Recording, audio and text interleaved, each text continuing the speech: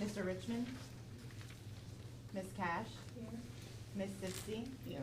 Ms. Miller? Here. Ms. Lawley? Here. Mr. Bunnell? Here. Dr. Zollek? Here. May I have a motion to excuse Mr. Richmond? So moved. Is there a second? Second. Motion's been properly moved and seconded. Would you please call the roll? Mayor Slanka? Yes. Ms. Cash? Here.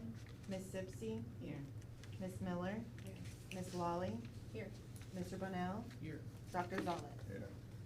All right, thank you. Motion passes. Next, on the agenda are the citizen comments. Do we have any citizen comments today? Hearing none, we will move on to the approval of the minutes. Do you have a motion to approve the minutes from January of 2024? So moved. Second? Second. Been properly moved and seconded. And please call the roll. All right, well, first, is there any discussion about the minutes? No, please call the roll. Mayor Slanka? Yes. Ms. Cash? Yes. Ms. Sipsey? Here. Ms. Miller? Yes. Ms. Lawley? Yes. Mr. Bunnell? Yes. Dr. Zollek? Yes. Okay, wonderful, the ayes have it. Next on the agenda is to receive and file a financial report from January 2024. Did you want to speak to that? Yes, as I had mentioned at the last couple of board meetings, the financial report will look different. So we're starting to get them in. It will be a revenue report and an expense report, and it should be as simple as our budget is like $900 or so thousand, and then your expenses, and then the balance. Right now, they're still in the process of getting a lot of kinks out of the finance system, the new system. So some are populated with zeros, like our revenue report doesn't have our revenue keyed in yet, they said. But I am praying, hopefully, that March we will have a full report. But it's just a lot of things that still kind of clogged up in that new system. But it should be a pretty simple report. Look at it, and it should start with, at the top, the expenses would be our salary and wages. And then the second part is our travel, training, and phone charges or whatever. It goes all the way down. So it's what we've budgeted for our expense, and then the revenue that's coming in from grants and our licensing and et cetera. So, but right now, we're good. I think, of course, we're good because we show no expenses yet, but we'll have some. But right now, I think we're really good and ahead of schedule, and it's early in the year, so you don't have to worry about any of those fine-tuned numbers. But next month, we should have a full report. Sir? This fund thing, fund summary, Yes, I'm trying to get to it. 22 was Where is it? 796,000, this year it's gonna be 289, or how it's I'm just looking looking. at The ending balance is Part of gonna be it. 500,000 less. it. And I'm looking to see what, is that another report that she put in? Man, I don't have that report. I don't even know if they doesn't have a number. Yeah, look and see. what- He's looking at the annual report on the fund summary for 228, and it looks like it's probably COVID money. It looks like, Oh, is it grant money? Oh, is it? Yeah, total expenditures, and Oh, we he's spent more on in that. 22. Is that for 23? Well, he's looking at the 22, 23, and 24 comparison for total expenditures, and it has our ending balance. And in 22, it was 796, and in 24, it's 289, so it's probably Yep. the COVID money. It's the COVID money as well as remember when we had our carryovers money? Yeah, you told her. They had taken some of the carryovers money Oh, and put it in back. there, yeah. Okay. So, yeah, that could be it. I mean, they put it back, they usually should put it back in. It used to always show up on the budget where we always had the carryover. So at times of pandemics, we used to always have, between the feds and the state had given us money, we had a lot of carryover money. The last 2 years with COVID, they used that money as far as in the budget. And so when I say they used it, they gave us less subsidy. Instead of maintaining the city subsidy that they give to the health department, they used that money since we had money in there. And so that's why the balance looks like it's so low down there. So we would hope that they would ramp it back up when needed, but that's what they did. And the carryover money is a result of just being very good with the finances. Absolutely, and health departments and courts, only two departments that do not expend their budget at the end of the year. We like to carry over for those lean times because we don't make a whole lot of revenue, right? And so we try to carry it over, and you'll always see that we're up in like the $1 million or 700,000 when there's a pandemic or a crisis. Last time it was H1N1, and then you remember it was the, sometimes with monkeypox, and it was with the babies. Remember with the babies that had the hydrocephalus? Remember with the, Oh, yeah. sometimes it's just certain things we have to watch for. Chickamauga. Yeah, Chickamauga. They'll give us money just in case we have to investigate and do things, because they want us to be prepared, so you'll see it creep up like that. And that's what we carry over. Thank you. So do we not need to take any action on that? No, then? no, Okay. that's just, All right. we do have to vote on the financial report. The files. Yes. Okay, File the- gotcha. I was wondering if. Yes, I- no, okay, not on great. the annual report, no. All right, so, I move that we go ahead and receive and file the financial report. Do we have a second? Second. All right, it's been properly moved and seconded. Ms. McDonald, please call the roll. Mayor Slanka? Yes. Ms. Cash? Here. Ms. Zipsey? Here. Ms. Miller? Yes. Ms. Lawley? Yes. Mr. Bonnell? Yes. Dr. Zoll? Yes. All right, the ayes have it, it passes. Next item on the agenda is our education presentation for today. Yes, this morning we have James Nimberg. He is with the Southwest Ohio Air Quality Agency. The agency monitors air quality and regulates industrial air emissions for the Southwest Ohio counties, and James can add to that. We also have in the packet a list of some of the complaints that occurred in 2023. So if you have any questions, maybe James can expound on that. And we have, you can. Okay.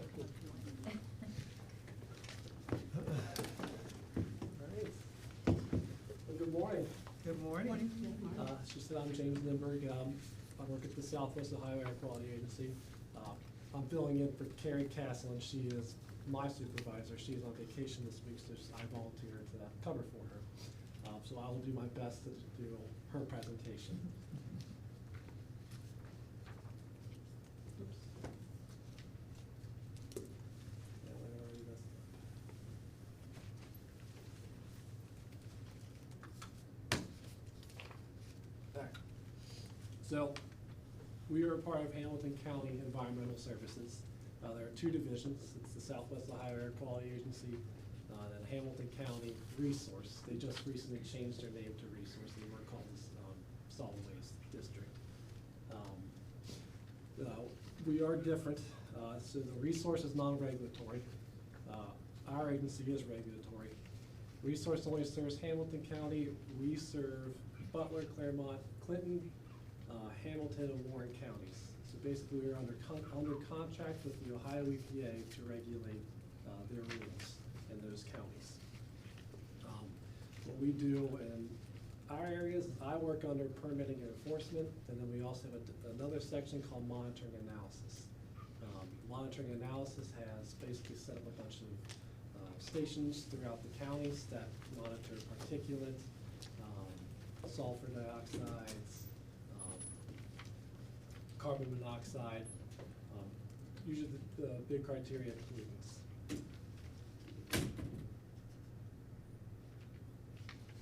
All right, well, so that's just kind of went over what we do right there. So really just kind of go over some general topics. AQI index is air quality index.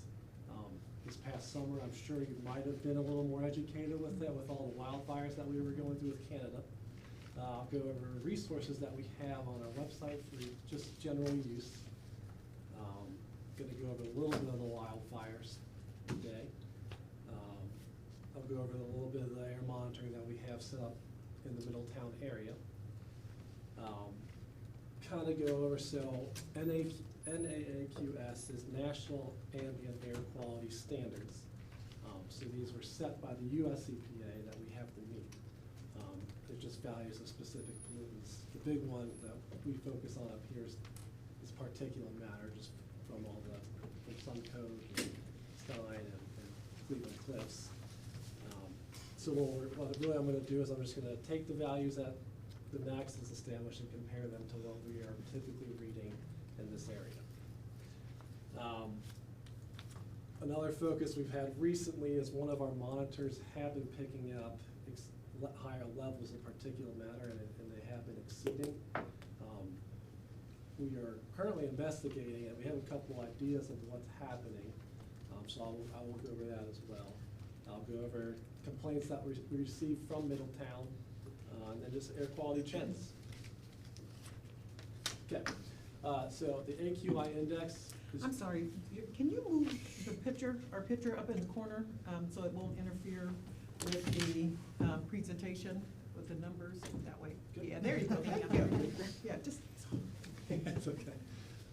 Yeah, so the air quality index is just a color scale based on the amount of pollutant in the air. So basically, green is good. So you're good to go out in the air. We're typically between green and yellow a lot of the times. We start getting a little more nervous when we start hitting orange. Now this past summer, we were hitting red and purple a lot with the particulate from the wildfires. So, I mean, there's usually, when you're in orange, if you don't have any pre-existing health conditions and you're generally healthy, you're okay to be outside. But once you start hitting that red, you really want to limit your activity. I mean, and you can kind of see it. So I have a dog that has asthma, and this dog, he's a husky, so he needs to be walked every day. But I couldn't take him out when we would have like these, when it would be in the orange, because it would start, you could see his asthma start acting up almost immediately when he was outside.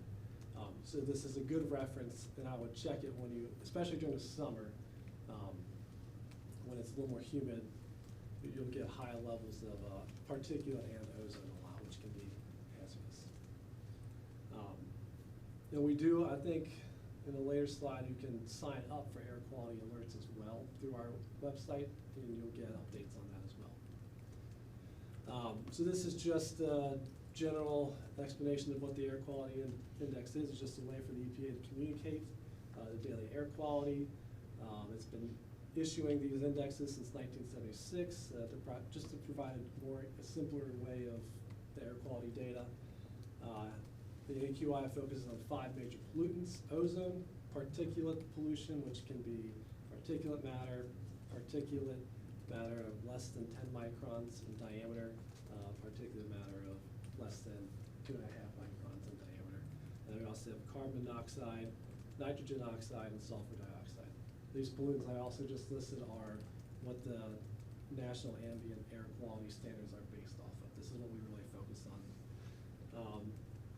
And then, yeah, so the AQI is based on 2 different measurements. One's health-based and one's environmental-based. We focus on both, but the health-based is kind of what the AQI is more focused towards. So this is the air quality. This is just the information that we have that you can go to our website. These are links. I can go into them if anybody would like me to. So mapping concentrations in current air quality, you can go to our website. I could probably pull it up if you'd like.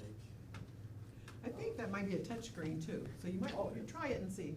I think, wasn't that supposed to be a touch screen? Okay, maybe not. Maybe it's maybe it was the TV one that we have in here, okay.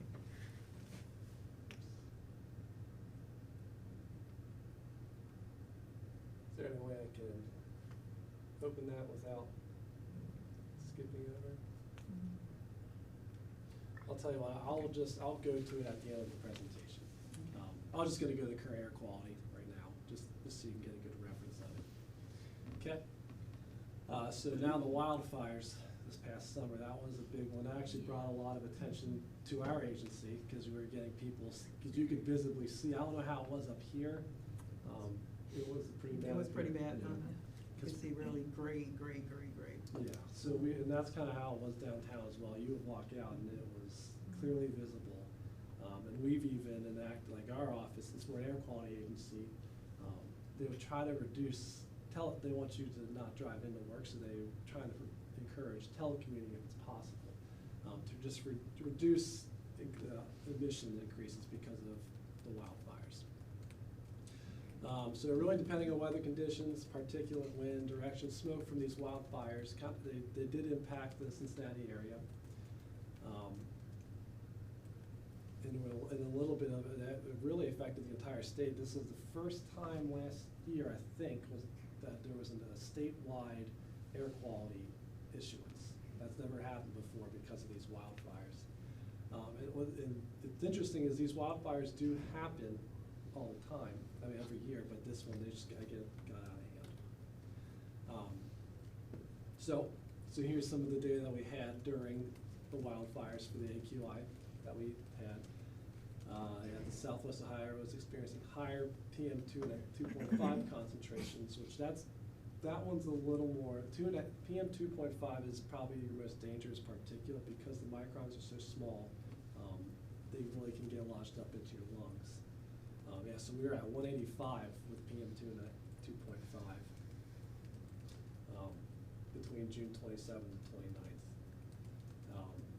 And here's a link also for what the US EPA recommends to do when we have these air quality issues. Okay, local air monitoring. So currently, so this is not official yet, so we were previously non-attainment for ozone. We are actually now in attainment for ozone now, but they don't officially say it yet because there's a period of time you have to be in. You have to demonstrate that you will continue to be in attainment for ozone. So currently we are in a maintenance period.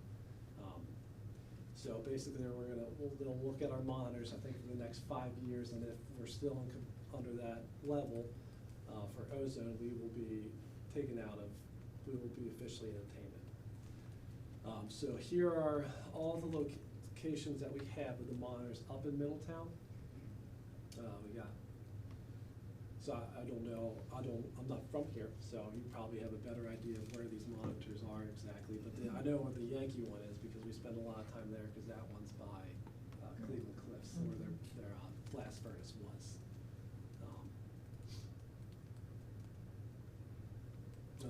Here's a better orientation of where we have all these monitors at. So this monitor, this BPG monitor, is the one that we've been picking up the spikes of high particulate lately. And our theory, even checking wind, is this might be coming from Suncoke because it's been happening late at night, and they typically operate their coke ovens at night. So here are the air quality standards set up by the US EPA. So really kind of what I highlighted here are particulate matter. So this is the one we've been, oh no, I'm sorry, it'll be this one. So particulate matter 2.5 is currently at 12.0 micrograms per cubic meter. The US EPA has just recently updated that, and it's going to now lower to 9.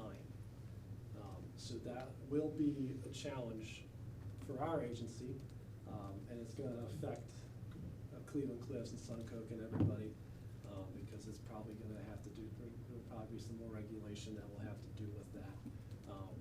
And I'll have to double check, but that might mean we will not be in attainment as well for that. And there's also been, this one's a lighter one.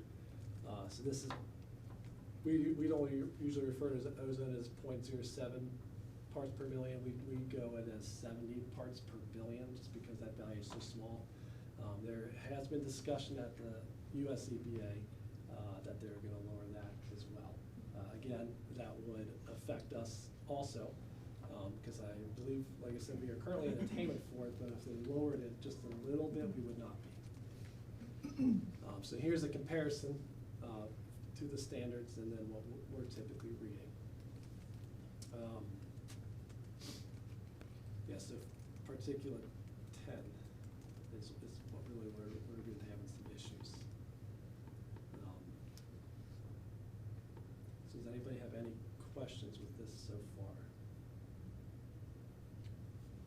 What kinds of things are the company going to be looking at when those levels are lowered? So that's a good question, but I'm not 100% sure. They'll have to be in contact with us and the state as well for it. I know that they have been they've already been kind of getting that ball rolling, because this has been a discussion for a while now. So they have been there's been some back and forth between us, the state, and them on what's gonna have to happen next. What do you do with this? I mean, you've got all this stuff here, it's the same guys all the time doing, I mean, after you've got this, what are you doing with it? That's there's really Nothing, it just, doesn't look like. just oversight, yeah, and then Well, base it on if complaints. you're not gonna do anything, why bother? Well, it's in our contract, we have to follow up. Why on any didn't, complaints. the whole, Well, I think it's, what That we're makes just sense. hearing though, the EPA, if they start doing different standards, and then the companies continue to work towards improving their processes, that's what you would hope, right? That the standards become better, or sharper, if you will, and then the companies will look at ways to mediate or do processes better. well, I guess, yeah, my question is, how long do you wait? Oh. Forever? It's just an ongoing thing that we'll always have with them, yeah. If these numbers, if you were looking at the numbers historically, they probably have gotten better. They have, so my See what I mean? It's historically, when you get down to, Well. yeah. we continue to get complaints every day. I mean, I think typically Cleveland Cliffs and Suncook are still obviously our biggest problem childs when it comes to complaints. But yes, I will have, at the end, I do have a slide that kind of refers to that the regulation has been working since the Clean Air Act has been in effect. But I mean, you're still always gonna have your issues. So sulfur dioxide exceedances, see the last one was back in 2020. Oh, I'm sorry, last year, 2 years ago, 2022. So I don't think we've updated for this past year. Sulfur dioxide typically comes from Suncook as well during their pushing. All right, so this is the monitor that has been picking up high concentrations of particulate matter, 2.5 microns, less than diameter. Like I said, these have been happening overnight. So like I said, our theory, we have some ideas. Maybe it might be coming from Suncook, so we have done a couple on-site visits to Suncook lately. And that's as much information as I have on it right now. The problem is what we really need to be able to do is have someone out here at night, late at night, when they're doing the pushing to actually see it. Right now, it's all based on, we see that there's a high spike at this time in the middle of the night, but we're not actually out here seeing it. So I think we have been talking about having someone come out at night, just to kind of watch Suncook and see if we see anything at that time. Yeah, but as far as investigation goes, we have had people go out on site during the day, but again, you're not gonna see much during the day with that. So I guess this is just, I'm not 100% sure if that's the right picture she put in there. This is supposed to be a reference to where the monitor is to Suncook. So I think that monitor is gonna be,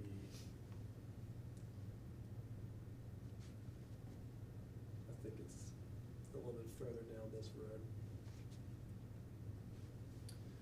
All right, air quality complaints. This is our, we get a lot of these obviously, so a lot of the types of complaints we get are particulate, odor, fugitive dust, open burning, smoke, CFCs and anti-tampering.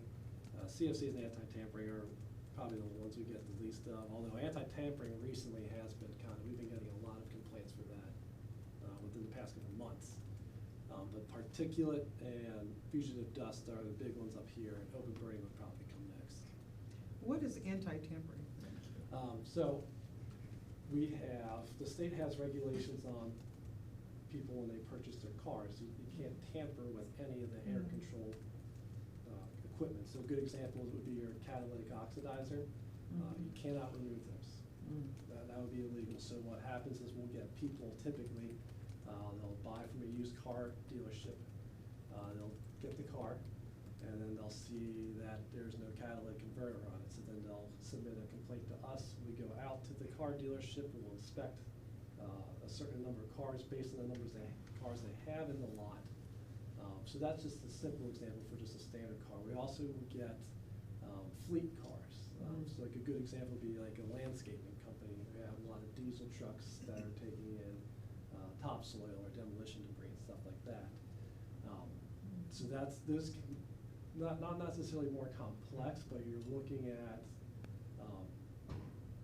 it's a lot more difficult to work with the companies usually because you have to time it, because you have to get there really early in the morning before their trucks leave, or you have to get there later in the evening when all their trucks are going in. And usually those types of complaints that we get on those people are insider, disgruntled employees and stuff like that. And we've actually had a lot of those as well, as far as anti-tampering goes. So here's just a graph of, here's a chart of what the types of complaints we get. You can see a majority of them are particulate and odor. Odor is usually related to the particulate complaints as well.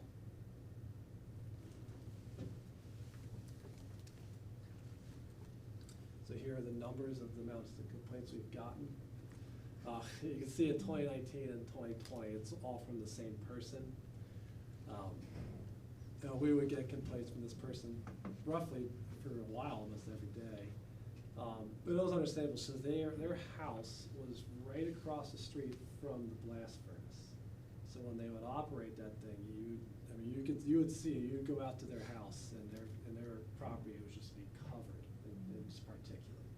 And sometimes you get metal shavings on there as well. But you can kind of see it went down a little bit more, because in 2021 is when they shut down that blast furnace, and they're currently in the process of tearing it down. So they're demoing that right now as well.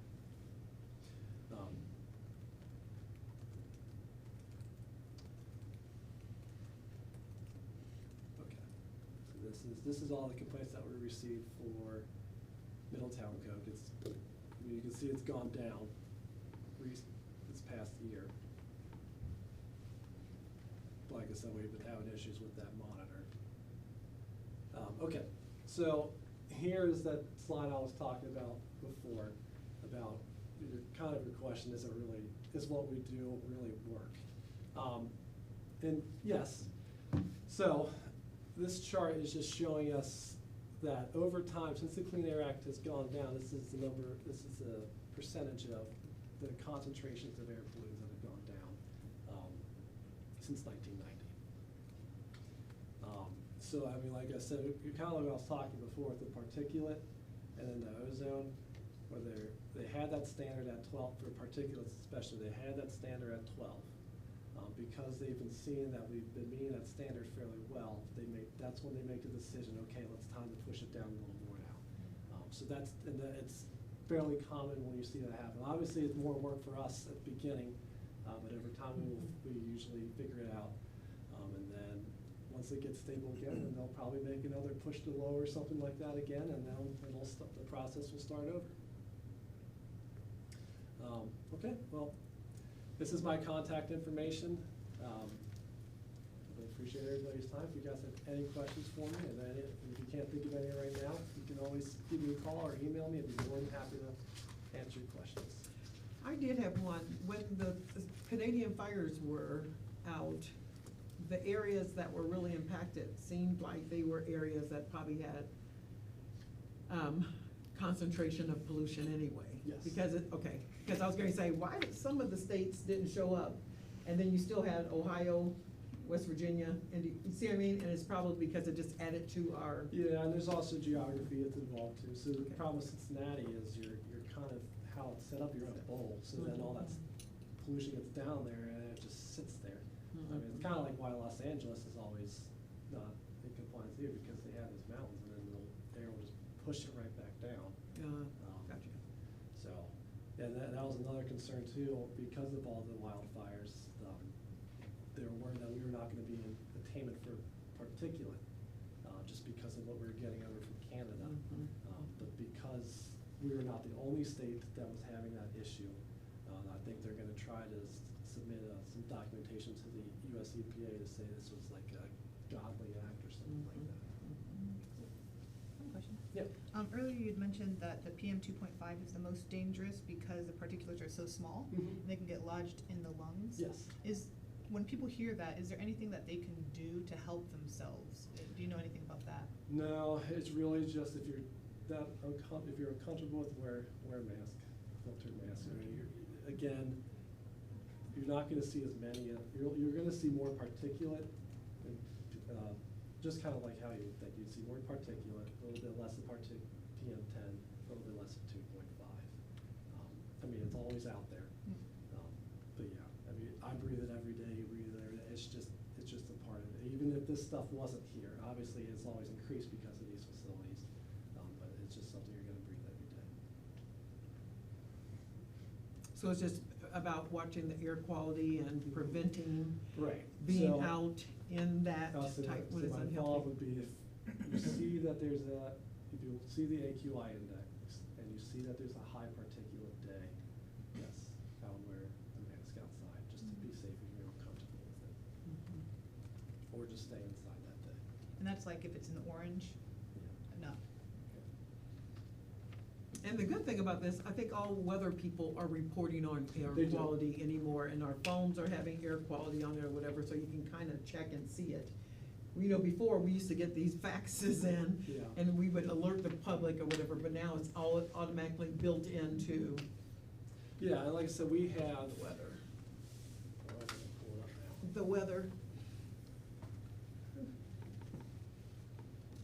So you can sign up. I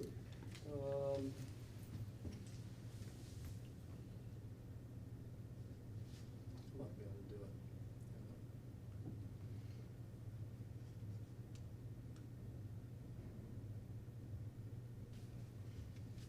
I think what I can do is I can forward people a link. So we have a system where you can enter in your information, your name, your contact, and it'll send you updates on air quality each day.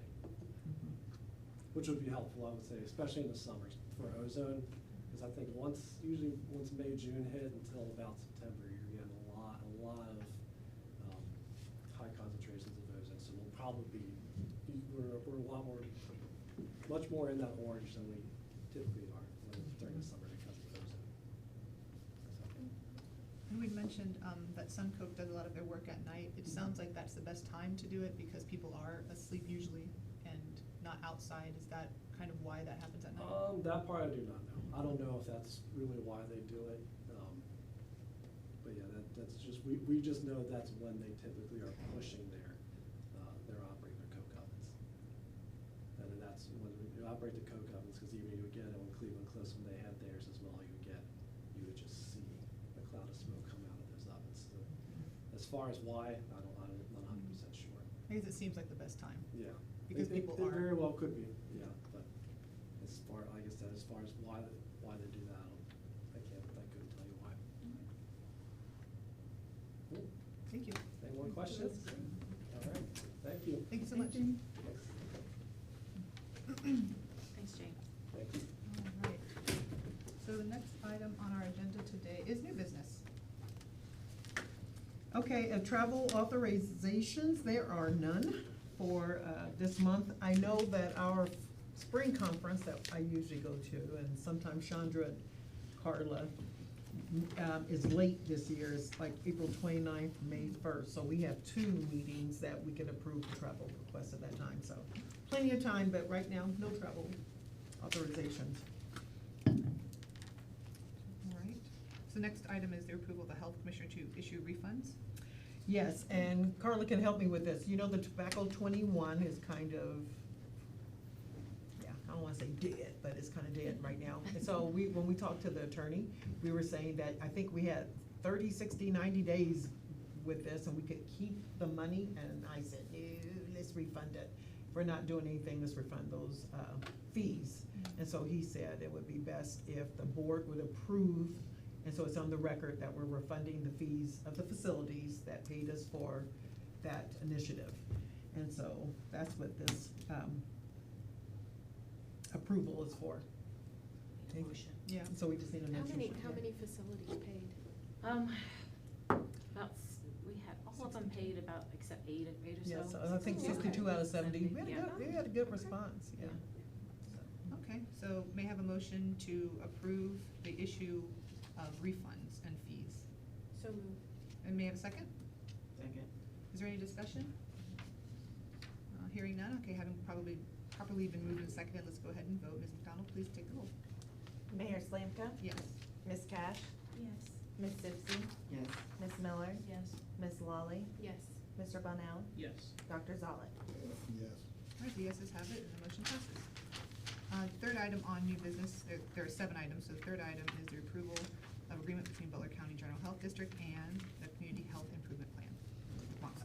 Yes, and this is for, we call it the CHIP, Community Health Improvement Plan. After you do the community assessment and see where people are in their health indicators, then we go into what's the plan. And we work with Butler County, Hamilton City to do that. And so this is just the contract. We share the expense of getting this plan together. These people, we've met with them once, and then I know Ruth was a part of the plan last time. We'll send out invitations for anyone that wants to be a part of the plan, because we'll all come together, sit in our different groups, and use our expertise, if it's treatment, chronic illness, addiction, if it's infant mortality, if it's lung cancer, smoking, or whatever. We sit in the groups and we try to come up with a plan that we can work towards. So we met with the consultants and start working on it. And so, to be continued, we'll get the invitation out from when we're gonna start getting into our groups and talking about how we're gonna improve our community health. I think I got an invitation. last Did you already night. get one? Mhm. Yes, see, so it's, Yeah. yes, see, so it's March good. 5th, Yeah, okay. Yeah. Yeah, you remember that process, don't you? Mhm. Okay, so that's what Phil's on. And they love it for accreditation purposes, when we get ready to re-accreditate ourselves. They love board member participation, community participation, so everyone other than health departments, right? The inclusion of the people that are part of your community, so. It's pretty interesting, and we can maybe this year come up with more, well, we're coming up with more of what we wanted to do last time, so it takes a while to kind of get the traction. But, and I have some in the packet that I'll talk about, but, we'll come up with maybe more realistic ideas to do, instead of saying we're gonna have everybody quit smoking by 2024. But I'm just kidding. All right. All right, so we need a motion. Motion for that one, yes. Okay, do we have a motion to approve this agreement? So moved. Is there a second? Second. Is it properly moved and seconded? Is there any discussion? Hearing none, we will proceed to vote. Ms. McDonald? Mayor Slanka? Yes? Ms. Cash? Ms. Zipsey? Yes. Ms. Miller? Yes. Ms. Lawley? Yes. Mr. Bunnell? Yes. Dr. Zollett? All right, the ayes have it, and the motion passes. Number 4 in the new business is approval of agreement between Board of County Commissioners, Hamilton County, Ohio, on behalf of the Hamilton County Department of Environmental Services. Yep, this is a contract, there's only one change. Carrie had asked if we would increase, if it was possible that we increase the contract from a 3-year to 5-year. We had no problem with changing that. It will be on track with our FAB, when we have to submit to FAB. So, other than that, no changes to the agreement. All right. Do you have a motion to approve the agreement? So moved. Is there a second? Second. It has been properly moved and seconded. Is there any discussion about this agreement? Hearing none, we will proceed to vote. Ms. McDonald, please call the roll. Mayor Slanka? Yes. Ms. Cash? Yes. Ms. Zipsey? Yes. Ms. Miller? Yes. Ms. Lawley? Yes. Mr. Bunnell? Yes. Dr. Zollett? Yes. All right, the ayes have it, the motion passes. Number 5 under new business is the approval of personnel appointment. Brandy Barner. Yes, this will be the environmental health specialist in training. I used to love to say sanitarian in training, but in training. So I want to be completely clear, make sure everybody knows that we had a very, very difficult time, like all other health departments, finding registered health environmental specialists. And that means they're already registered, that means they're already trained, etc. But you can go that next tier lower and get biology degrees or science degrees for sanitarians or environmental health specialists in training. And that's what we chose to do. That's also what we have with Sarah. And it's criteria, if you want, Carla can go into some of the criteria that you have to be until you get your registered sanitarian. But what that means is, we have, it's good and bad. I don't know if you want the good news or bad news first. Good news for me always is that we'll have energetic, younger people getting into public health, and that's what the public health workforce is all about. And hopefully they'll love it, like Carla does, and they'll stay for 100 years.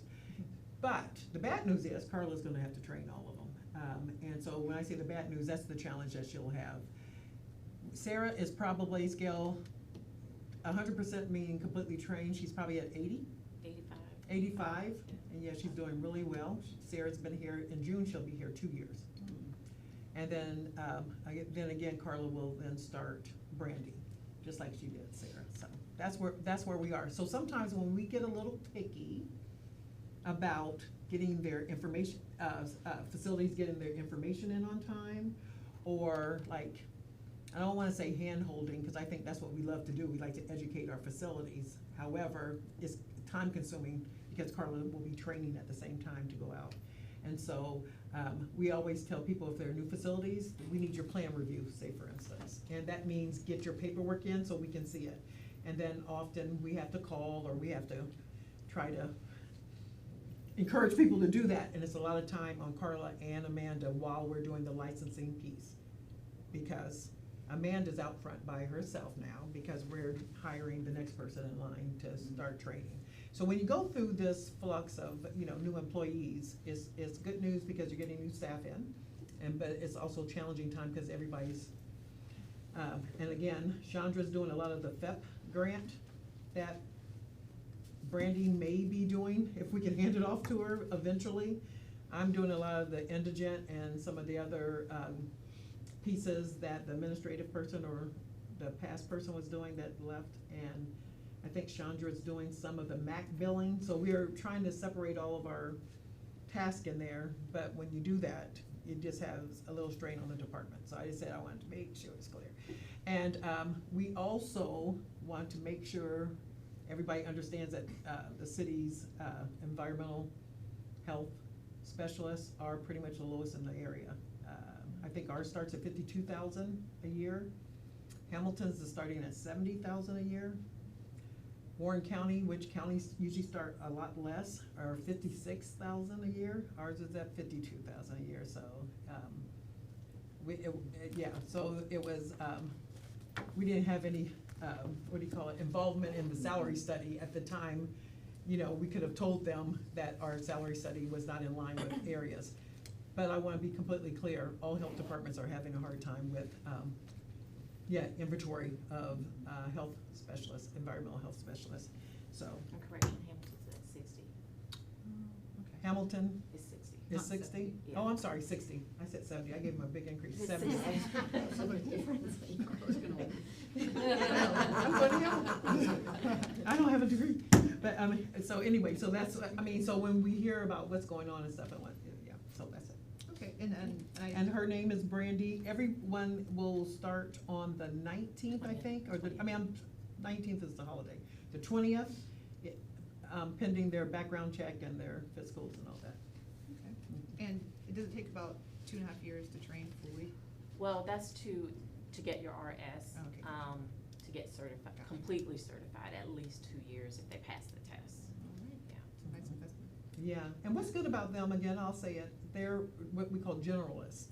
So they do food, tattoos, smoking, septics, right? And so we have to get them trained in all those. And so if Sarah's not 100%, it just means that she hasn't probably went through the septic sewer, which it looks like we'll be having a lot of training on that, so. Anyway, so we'll, yeah. That's good. Okay, so, do we have a motion to approve the appointment? So moved. Is there a second? Second. It's been properly moved and seconded. Is there any discussion? Hearing none, we will go ahead and call the roll. Ms. McDonald? Mayor Slanka? Yes. Ms. Cash? Yes. Ms. Zipsey? Yes. Ms. Miller? Yes. Ms. Lawley? Yes. Mr. Bonnell? Yes. Dr. Zollett? Yes. All right, the yeses have it, the motion passes. Next, number 6 on new business is the approval of personnel appointment, Stephanie Leon. And this is the person that will, be out front with Amanda. She's gonna be the administrative assistant. I am excited that she is bilingual, and so that was one of the, we've had that in our kind of goals, wanting that for a while. We're getting a lot of, food trucks and different facilities that would be great, and, festivals, et cetera, so. And she, again, will be just like, Brandy, starting on the 20th. All things pending, it goes through, but they, I think, went through civil service, and then they just have to be approved by this board, and then they'll be ready to roll. All right, so any questions? Thank you. Do you have a motion to approve the appointment? So moved. And a second? Second. It's been properly moved and seconded. Is there any discussion? Hearing none, we'll move to the vote. Ms. McDonald, please call the roll. Mayor Slanka? Yes. Ms. Cash? Yes. Ms. Zipsey? Yes. Ms. Miller? Yes. Ms. Lawley? Yes. Mr. Bonnell? Yes. Dr. Zollett? Yes. All right, the yeses have it, the motion passes. The last item for under new business is the 2023 annual report. It's in your packet. This, for people that may be new, and if you don't know, that ODH requires us to submit an annual report every January 15th. And so that's what this annual report is. It is separate, and it kind of may get confusing from the annual report that we do for FAB. So 2 different reports, but the state just likes us to submit a plan, look at our budget, look at our programming, and et cetera. 15th, and we upload it. So that's what was in the packet. No action on that, right? No action on that, just present it to you. Yep. Any further discussion about the report? No? Okay. We can move on to the next item on the agenda, which are our reports. We begin with our health commissioner. So I already mentioned where we are with FAB, and that's the Community Health Improvement Plan stage. I put in the packet our last minutes from Ohio 1. This is the opiate money, and you can see I put in the packet too. If people talk about it, this is how much money everybody receives around the state. The state has this money in their coffers. Region 14, which we're a part of, haven't received any, because it's just the wheel moves slow, as you know. But this is some of the discussion, who does what kind of RFPs, what it's gonna be spent on, how we're gonna spend it. So we're getting interest while we just, what we're doing. But a lot of people always wonder what's going on with this Ohio 1 money. This money was really, if you look at the information, and I think it's all, you can find it anywhere, was about how the drug companies really benefited from the opiate crisis, and how families and communities suffered from it. And so this money is restitution, right? And so we will find ways to hopefully spend it soon, but we get frustrated on there every time we come up and say, we'll have another crisis. Well, we'll circle around and get it anyway. So anyway, that's in here. Anytime you want this information, I can put it in the packet, but this is the minutes. We usually meet monthly. Is there a time limit on that spending? That's money that's ours, so you don't have, it's not like, Fed grant or whatever, that's the money that came to the certain the states that actually filed the lawsuit against the companies. So it's no time frame to spend it. Very good. Mm. Anything else? Yes, and then, let's see, Eclipse information is in the packet. I think Chandra next month is gonna give a presentation of the update of the Eclipse. I was That's really glad to get that. After 8th, were you? Yeah. You want glasses? You want us to get you some glasses? I do. Okay. After reading that, yeah. Yeah, I know. I kept thinking, oh, it's not a big deal, because I was thinking that most eyesight returns, but then, because, you know, it's usually not permanent eye damage, but then they said later on, you could get cataracts, demaculative, whatever, degeneration, and I said, that's what happened to me, because I got spots all over the place, because I've been looking at the sun over the eclipse years, and so, that's what it is. So don't look at the sun still, but you can't tell your dogs, everybody's supposed to keep their head down. Point and count, and I don't know if you have more information on this, but remember the point in time count was about the homeless, and we did it a little different. We, being Butler County, did it a little different, and we had a count of something like 1,200 compared to previous years of 250. I think it's 217. 217, so it was like, yeah. Sad thing with that, I mean, that's good that you can kind of get your hands on how many's out there, because money is tied to how many people you count that day. But the sad thing, it was like 800 of them were children in schools, because they gave schools, all the schools had tools across Butler County to see how many students were displaced, and it's about 800. Which means they're not homeless necessarily out under the bridges and in the shelters, but they're couch homeless, or they're sharing homes or sharing with people. Yeah, they don't have a place to, Yeah. a permanent place to sleep, a permanent place to call home. Right, their which address affects- is changed. Mhm. And it affects, of course, education and everything that goes along with it. Unless you come to my house where it's more stable. I have. Mm-hmm. Okay. Look, I keep bringing it up because I have 4. So, it's, what other things, this is the goals, I was excited about this. The city manager asked every department to do goals and what they're working on.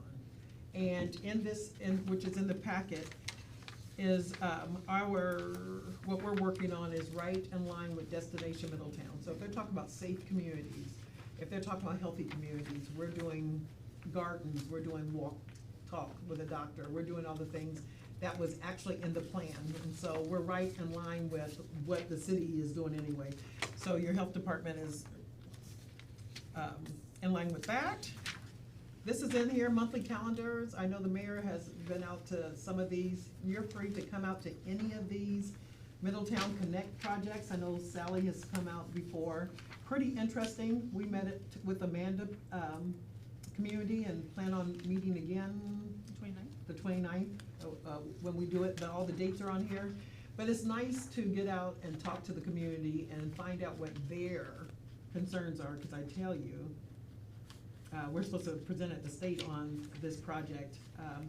It often is not what we think it is. You know, we have preconceived notions. We always think, and I'll say this over and over and over, when they said they had problems with people, they were afraid to walk for their safety. Everybody goes to lighting, crime, cracked sidewalks, and this population said loose dogs.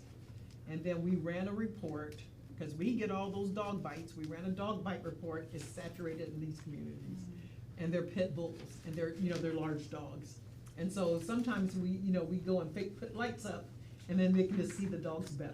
So we just need to pay attention to some of theirs. Last but not least, I think this is in here, we're doing a diversity, equity, and inclusion training. ODH gave us, as a earmark, diversity money, $10,000, Chandra can correct me if I'm wrong, that could only be spent on initiatives surrounding equity, inclusion, and diversity. Instead of finding a sweet trip in Cabo for me to go to and kind of use up the money, I decided that we just do a little training for all the staff and have fun. And so this would be some of our workforce development training too, so it just kind of checks off all the boxes that we need to do. And so our new staff will be on board, and we'll have a chance to kind of be with them.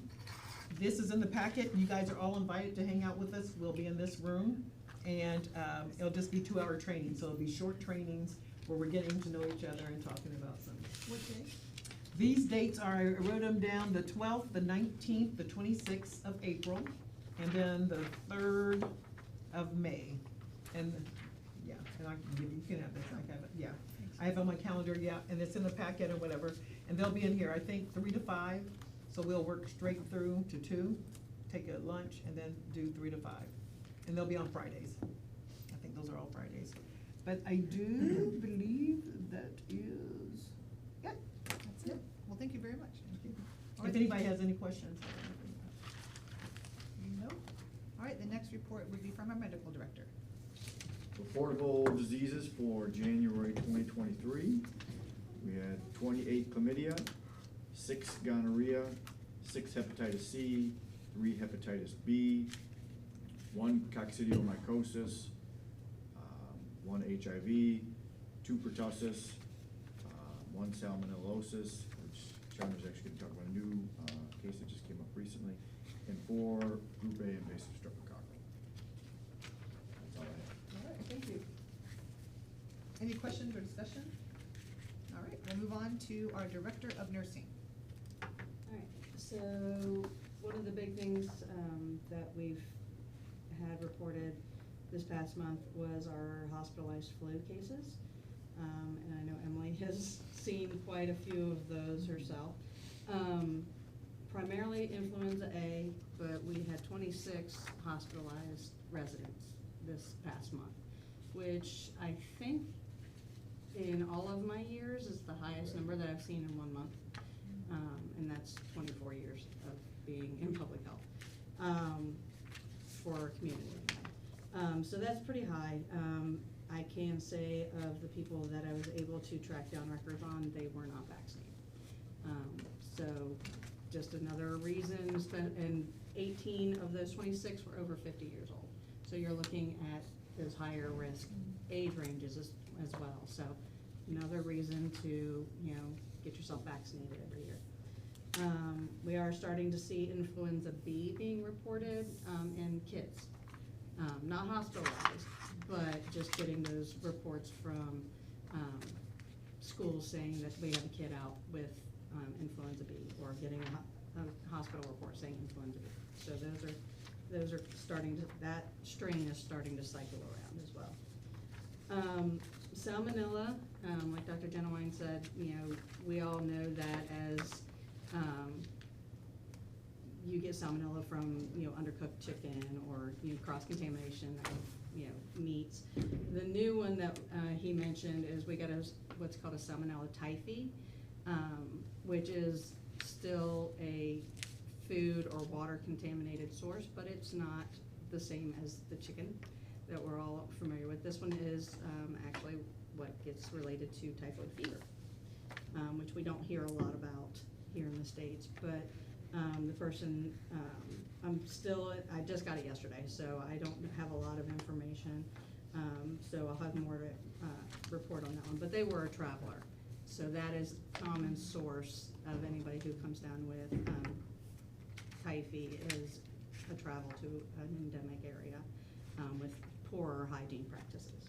So it is a vaccine preventable illness. If people are aware that that's where they're traveling to, they can get vaccinated prior to going. Again, these are things I don't know about this traveler yet, so more to come next week.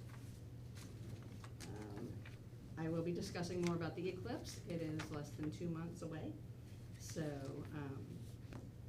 I'll give you, if you don't have glasses, I'll give you guys options as well if you can't find glasses for viewing. There are other ways of doing viewings of the solar eclipse that are safe for your eyes. So we'll discuss that again next month. All right. And just to reiterate for the recording, the eclipse is on April 8th? April 8th. And about time? Roughly 3-ish. It'll last about 2.5 minutes here in this area. But yeah, it'll be right around 3 o'clock at the peak. Right. And we won't have school that day to try to help with the circumstances of the day. Mhm. All right. So stay tuned for in-depth presentation on the Do we have to come to work? Oh. Do we have to come to work? We can work remote, so we can, yes, come to work and close the blinds at 3. Sounds dangerous. I know, right? Like they said, it sounds dangerous, maybe, oh, I'm so Sorry. scared. Ooh. Well, all right. Any other questions about the report from nursing, Director of Nursing? All right, wonderful, thank you. And then the last report would be from our Environmental Health Director. We've approved plans and licensed Iris Smoothie Cafe, and that is out on Pendleton Circle. We've also approved another micro market at Pack Worldwide. Let's see, we are still on track for completing our inspections, thank goodness. I think we have about 5 or 6 left, Sarah and I. And the end of the licensing period ends February 28th and begins March 1st. Amanda is in the process of processing all the new applications that are coming in. We're getting quite a few in, so those are coming in great. I'm working with Sarah, going out with her to some of the larger facilities, making sure that we identify the facilities that have special processes. There are quite a few that she hadn't gone to that maybe Janae had. We were at the hospital last Friday. We spent over 2 hours out there just going through the inspection. That's a really large facility. also, and by the time we do the inspection and then the write-up, it took us about 3 hours. So, then you have facilities that may acidify rice or vacuum pack, sous vide. So we're trying to identify those facilities that have special processing, trying to also make it easier for the new inspector as well. So just, we're in the process of doing that. And starting, well, February 12th, we had to change, we now have high-risk mobiles and low-risk mobiles. Before, all mobiles were in the same category. So if there are mobiles that are only having packaged food, TCS foods, or ice cream or things of that nature, that would be considered a low risk, and all others would be high risk, and there would be fee categories, 2 different fee categories. So the low risk would be 50% of the high risk fee. So we had to put that in effect, and we've been, Amanda has changed health space to make those accommodations for licensing. Other than that, I don't have anything. I'm just ready for March 1st, 2024. All right. Well, are there any questions or any discussion? No? All right, well, thank you very much. So is there anything else that we need to be going over before we adjourn? The septic conversation is beginning, and I want to say this loud and clear. We need not to talk about septic and sewer information in any area until we get factual information, because it could be very upsetting to some. And so when we start talking about things that we don't know or incorrect information sometimes, like, oh, you need a pump, or you need pumping, or you need this and that, it gets confusing. So what we're doing is meeting with different groups. Carla and I met with the EPA and Public Works.